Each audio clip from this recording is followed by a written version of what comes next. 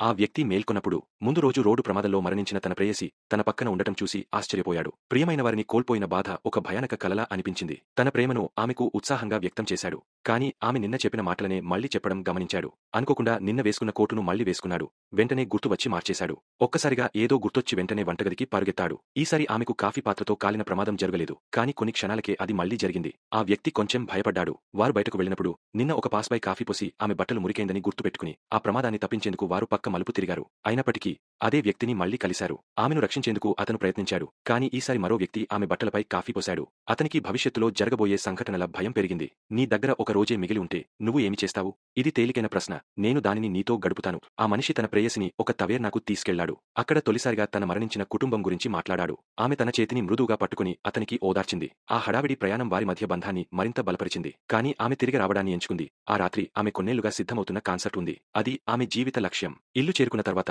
అతను తెలుసుకున్నాడు. ఆమె బాగా పాడగలుగుతుంది కాని విఫలమవుతానని భయపడి ఎప్పుడూ పాడలేదు. ఆ వ్యక్తి ఆమె తన కోసం రాసిన పాటను తీసుకున్నాడు. కాన్సర్ట్ రోజు ఉదయమే హాల్కి వెళ్లి కండక్టర్ను ఒప్పించాడు. కాన్సర్ట్ ప్రారంభమైన తర్వాత మొత్తం ఆర్కెస్ట్రా కొత్త నోటేషన్కు మారిపోయింది. ఆమెకి ఆ సంగీతం పరిచయం ఉన్నదని తెలిసింది. ఆశ్చర్యంతో చూస్తోంది. ఆ మనిషి మైక్ తీసుకుని ఆమెను వేదికపైకి ఆహ్వానించాడు. మొదట ఆమె భయపడింది. కాని అతని ప్రోత్సాహకరమైన చూపులు చూసి ధైర్యంగా మారింది. తన మనసులోని ప్రేమను పాడింది. వారి ఇంటికి వెళ్తుండగా మళ్లీ వర్షం పడింది. అతనికి తెలిసింది ఈసారి ఎక్కువ సమయం మిగలలేదు. నేను నిన్ను ప్రేమిస్తున్నాను.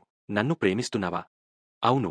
వర్షంలో అతను ఎప్పటికీ చెప్పలేని ప్రేమను చెప్పాడు. కాని విధి చక్రం తిరుగుతూనే ఉంది. ఆమె మళ్లీ ఆ కారులోకి ఎక్కింది. ఈసారి అతను కూడా కారులోకి ఎక్కాడు. వారు బ్రతికి బయట పడతారా?